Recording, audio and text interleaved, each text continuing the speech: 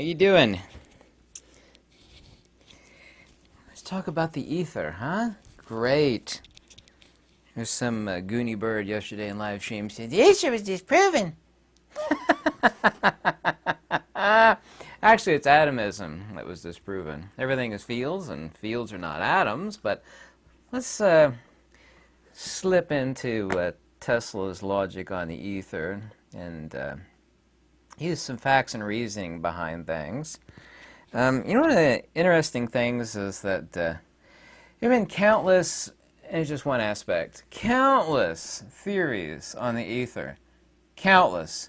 And most of them are absurd, irrational, illogical, nonsensical.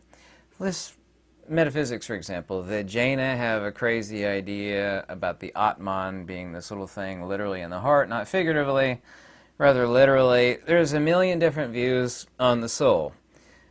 Most of them, unfortunately, are religious rather than metaphysical, and it's kind of a perfect analogy to the ether. So I say, well, the ether is disproven.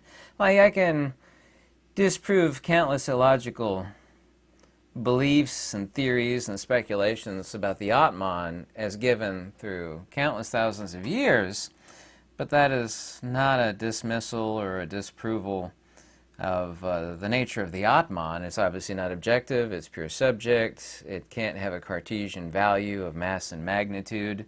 You can't point to it in a Cartesian vector of place and time, because it wouldn't be the Atman by definition. A lot of these things are true of the ether as well. So when someone extremely unintelligently says something about the ether being disproven, it's like, which one of the 1,000 different speculations and theories about the ether are you referring to? Yeah? Which one? The Michelson-Morley experiment, which is what all the extremely unintelligent people point to, presupposed a spatial tensor relative to what the ether is. In other words, an attribute thereof, and of course that's completely illogical and impossible. I'm quickly slipping into Tesla's ether physics here. However, saying ether physics is also too nonsensical, since it is not physical, it's not demonstrable, it's not objective, it is certainly not atomic, it is not a property of space, there's not space in the ether, there's not space of the ether, and some people say, well, Akasha is a reference to the ether. Like, no, that's a term that means space. Space has no properties. Space is no different than a shadow. A shadow has attributes, like if you stand in a shadow, you'll feel cold. But a shadow is not a thing. It's an absence of something. Same is true of space. Space is the after effect of a divergent magnetic field. Ether certainly can't have a location or Cartesian topos, and it certainly can't be a tensor property of space, which is the presupposition of the so-called Michelson-Morley experiment. Everybody references that. It's the most unintelligent statement ever said. But it's kind of like that song, Shove Me in the Shallow Waters Before I Get Too Deep. People don't ever want to examine anything. It's like, when you're talking about the ether, which one of the 1,000 different theories of the ether are we referring to? Tesla's ether physics, and of course the ether is not physical, is of course rational and logical, and I'm very quickly getting to that. The only thing that's actually been disproven is atomism. The reason why GR, which means general relativity or special relativity, SR, GR doesn't make any difference, i.e. the cult of quantum, they call instantaneous action at a distance spooky because it completely denies the ideation of the reification of space and time. And they themselves, in their own absurdity, know that it's completely impossible to have instantaneous action at a distance, since the very basis of their belief system, which is irrational, logical, and absurd, and doesn't mirror a natural order, is completely impossible. You can't have instantaneous action at a distance. But there are countless experiments where they prove that there is instantaneous action at a distance.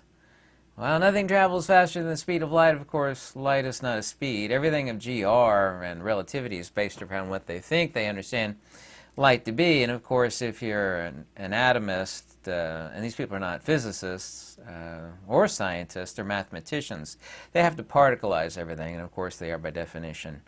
And the cornerstone of what a mathematician believes in, of course, is atomistic. You have to be able to count it or it doesn't exist. So Wireless power induction, you can't explain that with curved spacetime. You can't explain it with bumping particles, IAAD.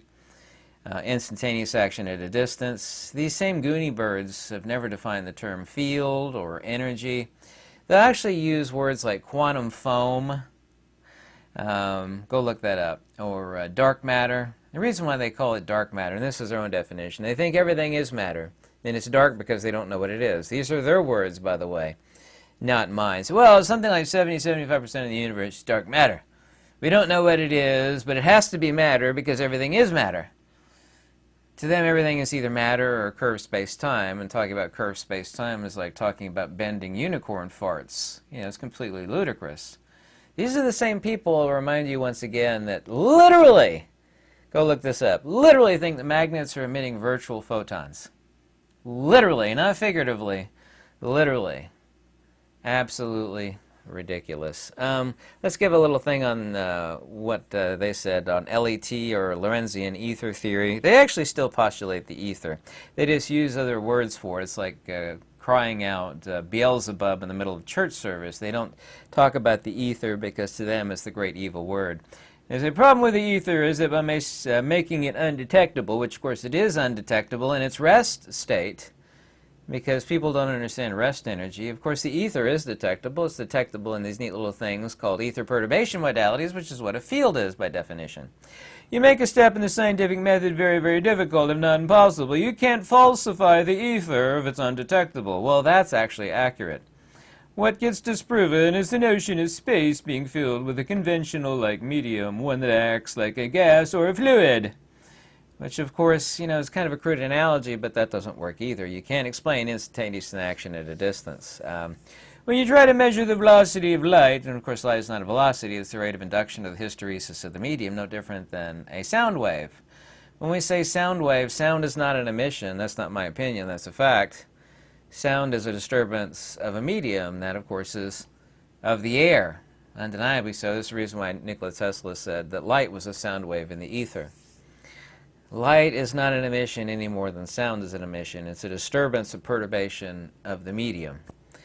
And there are specific geometries of these perturbations that we call either gravity or electricity, which is actually a hybrid of dielectricity and magnetism, and the conjugate pair of the entire universe, which is dielectricity and magnetism. The geometry of dielectricity is centripetal in increasing inertia and acceleration, and its geometry is that of a hyperboloid. Force and motion, centrifugal divergence, the geometry of magnetism, literally the dielectric field through loss of energy or inertia, and its geometry, of course, is the torus. So actually refuting themselves here, and they do refer to the ether, they just call it dark matter and quantum foam and all this. It's a quantum effect. Well, how do you explain instantaneous action at a distance, Mr. Goonie Bird, Professor Goonie Bird? Well, in that case, it's a quantum effect. You know, you have to have a PhD to understand quantum, so I could try to explain it to you, but it would go completely over the top of your head. There's just, you got no chance of understanding it. I'm sorry, I missed it here. Hey, you've got no possibility of understanding what quantum is because it requires a PhD, and you're just not smart enough. You know, it's really simple. But without a PhD, I couldn't explain it to you because you wouldn't be able to grasp it. Sorry, but these people are literally like that. I've been debating them for decades. You can't refute the ether because these foolish Goonie birds, it's a great little word, Goonie birds, can't objectively posit it. You have to posit something before you can negate it, but when they try to objectively posit something, not even positing the ether, because that is the antithesis of what the ether would be by denotation. Any definition of the ether, including the crazy ones that have been refuted, and once again there's 1,000 ideations of what the ether is throughout many thousands of years of history. So, what do you think these Goonie birds think a field is? They've never defined a field. In said case, of course, it's detectable and definable. Gravity, for example, of course, is a centripetal, hello, I'm going to edit that out of this video, centripetal ether torsion. Masses, of course, are not even accelerating towards one another. That actually disproves GR and curved space-time and SP and GR, special relativity, and general relativity. You can actually see that underneath the magnetic torsion, underneath the supercell, for example. The acceleration thereof, which of course is not based on magnetism, that's point source mutual mass acceleration, i.e. dielectric acceleration, no different than static cling when your socks stick together after you pull them out of the dryer, no different than non-point source mutual mass acceleration, i.e. conventional gravity. This, of course, is ether torsion. Tesla, of course, scoffed at the idea of warped space-time, and of course Tesla was right, and these people were wrong. This is Nikola Tesla. To say the presence of a large body, space becomes curved is equivalent to saying that something can act upon nothing. I, for one, refuse to subscribe to such a view. He called, of course, Einstein, this is Tesla, called him a fuzzy-haired crank. Called him a crackpot, too, in another quote. My conclusions differ from that of Einstein's to the extent that they disprove Einstein's theory of GR. My explanation of natural phenomena are not so convoluted as his. They are much more simple, and when I'm ready to make a full announcement, I will show that I've proven my conclusions. That, of course, is one of the countless trunks that were stolen from Nikola Tesla when he passed away. The theory of relativity is a massive error and deceptions, violently opposed to the teachings of great men in science. Since action and reaction are coexistent, he means also too simultaneous, it follows that supposed curvature of space is entirely impossible. Let's actually get to some of the logical proofs, which of course is true.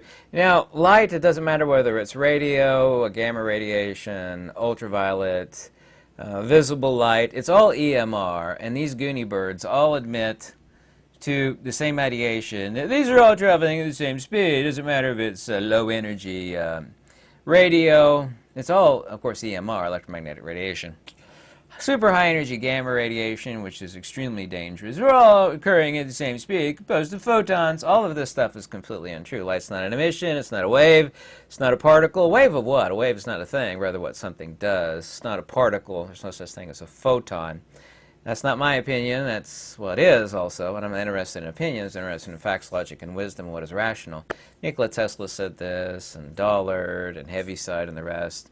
The ideation of a photon, and I know where they're getting it from. They're getting it from the rarefaction of the coaxial circuit of what light actually is. It's like if you got slapped upside the face and said, oh, that was a slap particle. You felt it. It actually transferred energy. It had a certain momentum. Well, it's like, no, that was my hand impacting your face. That was not a particle. No, I'm an atomist and a mathematician and also, too, a true believer in the religion of general relativity and special relativity and quantum mechanics, and that was a slapatron, a slap particle.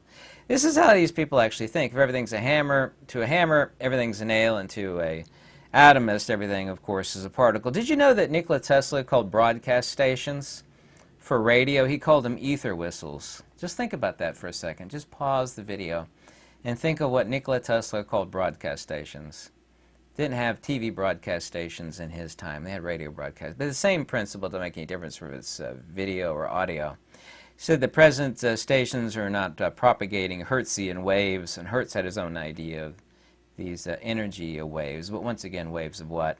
It acts more like an ether whistle, transmitting wave phenomena through the ether. And of course, saying through the ether is incorrect. Sound is not a transmission through the air. Sound, of course, is the disturbance of the air. Sound is not an emission, but we all think, of course, it is the speed of sound. We have the same mental defect, everybody on Earth, that think that light is an emission. Like, you flip on a light switch, the light bulb emits light. Well, it's not. It's creating a disturbance in a medium, except the medium isn't different than the medium we have for sound, which, of course, is the air. The medium is the ether. All literature on this subject, general relativity, this is Nikola Tesla talking, is futile and destined to oblivion. So are also all attempts to explain the workings of the universe without recognizing the existence of the ether as an indispensable function it plays in all phenomena. I consider this extremely important. Mr. Tesla said light cannot be anything else but a longitudinal disturbance in the ether involving alternate compressions and rarefactions. 100% accurate. If any of these people think they're smarter than Tesla, of course they're not. I say, you're smarter than Tesla? Tesla said light's not an emission. He said it's a sound wave in the ether. In other words, light can be nothing other than a sound wave in the ether. First realization. Maxwellian theory of the ether, which of course he said was wrong, but there's a million theories of the ether. So disproving this tensor of space, i.e. of Michelson-Morley, is not a dismissal of the ether. It's a dismissal of a crazy idea of the ether. I mean, if somebody has like 10 brain cells, they can grasp this. Like disproving all aspects of a supreme deity, for example. Well, that idea, well, my supreme deity wears, a red polka dot shirt, and he transformed into it's like, well, I get that. It's like, well, the supreme deity was dismissed. Like, no, what we did is we dismissed one crazy notion of supreme deity. Same is true of the Atman. There's a million different, it doesn't matter if you say Atman or soul or Spiritus Sanctum, we dismiss crazy ideas about the soul. It's not a dismissal of the soul. The same is true of the ether. Explain, this is where Tesla's thinking goes, and of course his thinking is completely correct. There, because it fails entirely, talking about general relativity, to explain how a small candle can project particles. Of course, light is not a particle. This is Tesla talking. At the same speed, and of course, once again, light's not an emission, as the blazing sun, which has immensely higher temperatures. We have made sure by this experiment, said Mr. Tesla, that the light propagation with the same velocity, irrespective of the character of the source, such constancy of velocity can only be explained by assuming that it is dependent solely on the properties of the medium, specifically that of the ether. And of course he's right. It doesn't matter if it's super low energy infrared and visible light from a candle, or ultra high energy light of the sun, or even that of super high energy gamma radiation. The notion that is composed of photons or particle wave duality, and of course there can't be any dualities in nature implying inherent contradiction, is completely illogical. All fields are just simplex ether perturbation modalities. Light is not an emission, it's not a particle, it's not a wave. How would you explain, well, they're both occurring at the same speed. Over here we've got this is a better analogy than Nikola Tesla's candle versus the sun. Over here we have a $200,000 Lamborghini, and over here we've got a 1960s Volkswagen. Yeah? You follow me so far? $250,000 Lamborghini and $2,000 50-year-old Volkswagen. I don't know if the Volkswagen Bug existed. Yeah, they did. They existed back then. On your mark, get set, go. Now, the folks of GR and quantum mechanics and relativity, they will tell you that it's traveling, i.e. light. It has a speed, which is also untrue. And its emission, like, and of course the Volkswagen is burning a whole lot less gasoline, petrol, than is the Lamborghini, which, I don't know, I've never driven a Lamborghini. I assume they consume a lot of gas. If you lay on the pedal, they will really smoke a lot of petrol very quickly. But no, they're both going the same speed. Lamborghini and the Volkswagen, they're both going the exact same speed. Yeah. What about super low energy HF radiation, which is also 2 EMR? Yeah, that would be like what? A tricycle. Yeah, a tricycle. You put like a fat guy like me on a tricycle, and next to it is the Volkswagen, and on the other side is the $250,000 Lamborghini. Well, on your mark, get set, go. They're both, all three of us are going at the same speed. Well, that's illogical, irrational, nonsensical.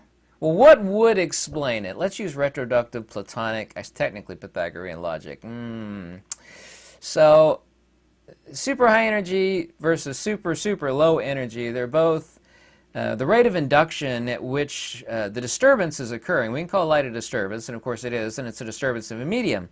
It can't be an emission, because Lamborghini is like burning 5 gallons a minute, maybe. I don't know what it burns. Like if you really lay the pedal down on a Lamborghini. I used to have a super fast hot rod. It was dangerous, man. I just lay on the pedal and that car. Dangerous. The way I drove it was dangerous. Completely impossible. Approach these people from the reductio ad absurdum level that they actually speak of. It's like, excuse me, sir, super low energy light, super high energy light. By your belief system, which is what it is, no different than a religion, you know, both of these things are occurring at the same speed. Yeah, the tricycle, the fat guy in the tricycle versus the $250,000 Lamborghini. They're both going at the same speed. I'm like burning a few calories. The Lamborghini's burning a gallon a minute of gas, or who knows what they burn, right? Yeah, we're both going the same speed. What this would tell you is that we're talking about a property of the rate of induction of the medium. In other words, it doesn't matter if it's a tricycle, the super low energy light, or gamma radiation like the Lamborghini. The maximum rate of induction, and if that's just a fancy way of saying, the maximum rate at which the medium can be disturbed. Yeah. It's like when you're going through water super fast, some of these fast jet skis, like when you go through water so fast, it's literally cutting you. It becomes a knife. They actually have where they cut through 2 inches of steel. It does have some grit in it, but with just super high energy water. Super high pressure water, excuse me. You can't explain the discrepancy of the same. This is what Nikola Tesla is talking about a candle versus super high energy plasma. Any ideation that anybody suffers that, oh, we've disproven the Michelson-Morley experiment. It's like, excuse me, sir, you haven't gone down the rabbit hole here. Michelson-Morley experiment starts out with assuming that there must be a spatial tensor whereby which the ether would be observed, detected, and a discrepancy noted. The ether has never been disproven. Countless crazy ideas about the ether have been disproven. Countless crazy ideas about the Atman or the Spiritus Sanctum or other things have been disproven. This is what people don't get. They barely think, and what they think about doesn't even scratch the surface. These are the same people that would step outside of their own home and look in the window and go, nobody lives here. I have disproven the fact that there's anybody that inhabits this house. I've looked in every window, and I swear to God, there's nobody that lives here. I've proven that nobody lives here.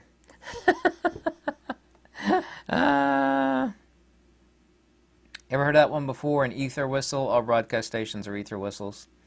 Tesla scoffed at the idea of warp space-time. Tesla was right. The folks of relativity are wrong. All fields... very simple. Mother Nature is very simple. The hairy armpit chick with muddy feet and a hemp skirt. Everything is very, very simple. She only works off of force and motion, inertia and acceleration. There's a conjugate binary of the entire universe. And one is the energy dissipation thereof, and the other one is the energy increasing inertia and acceleration there too. And these are just ether perturbation modalities, but they're the conjugate mirror of one another, dielectric and magnetic, and they're both the mirror, the inverse image of one another on their geometry. The hyperboloid, the negative image of a hyperboloid, that's the geometry of the dielectric, is a torus. The negative image of a torus is a hyperboloid. The superimposition of both, of course, is a sphere. And at the center of that sphere, the same thing at the center of a magnet. Like you can actually take two magnets, stick a Gauss meter between the two, put two magnets together. A Gauss meter probe is very thin. Put the magnets slowly together so you don't break the probe. You'll notice they'll be the most powerful magnets some money can buy. There'll be no Gaussian flux at the center. So I got a Gauss meter probe between these two super powerful magnets, and there's no Gaussian flux there. It's like, yeah, you're at the inverse modality of the torus, like the center of a donut. You know, what's in the center of the donut? Well, there's nothing there to eat. There's nothing there at all. But everything collapses at that point on the dielectric and the torus, both of which, of course, are the superimposition of one another. And, of course, magnetism is the dielectric field. It's like saying ice is the cold field of water, analogously so. But the ether has not only never been disproven, the guy that invented 90% of everything we use today, our electrical grid, him along with Charles Proteus Steinmetz, Oliver Heaviside, James Clerk Maxwell, Faraday, the ether has not only not been disproven, it's 100% undeniable. You can't disprove the ether. And these atomists know that instantaneous action at a distance, wireless power induction, Countless things that have been observed in nature and which are undeniable even by these atomists can't be supported by this materialistic bumping particle view, which is a heresy against natural order. I mean, it literally is reductio ad absurdum. It is heretical to think something that radically insane. You can no more curve space than you can bend a unicorn fart. You can't bend time either, but we all grew up with this science fiction nonsense. Time is only a measure. Time is not a thing at all. It exists conventionally, but not ultimately. A measure is not a thing. Quantum, by the way, is a measure. There's nothing in nature you can say, look at that, that's quantum. Nothing. You can't disprove the ether. You can't explain the universe vis-a-vis wireless power induction, instantaneous action at a distance, the EPR paradox. You can't, it's a whole laundry list of things that can't be explained with atomism. But these people are in a belief system, and it's propagated, well, I have a PhD. Of course I know more than you do. It's like, yeah, but everything you say is nonsensical. Oh, excuse me, here's my PhD right on the wall there. There are no authorities in a formal debate. You could go look that up, learn about fallacies. Now, there are experts and novices in formal debate, but there are no authorities. I'm an authority on this. How dare you question my authority? Isn't that a line from South Park? Nikola Tesla's ether physics is simplex, it's rational. It is a medium perturbation modality which occurs at several different geometries, electrical, magnetic. Gravity, of course, is centripetal ether torsion. Magnetism is the dielectric field, loss of energy thereof. And dielectricity is the centripetal hyperboloid. That electrostatics is dielectric, by the way. Lightning is not electrical, it's actually dielectricity. And of course, lightning is a discharge into counter space. And you can't understand field theory fundamentally or ether physics without understanding counter space. Then we say counter space or subspace or zero-point energy. I don't care, and certainly Mother Nature doesn't care. But I mean, what do you think an electrical ground is?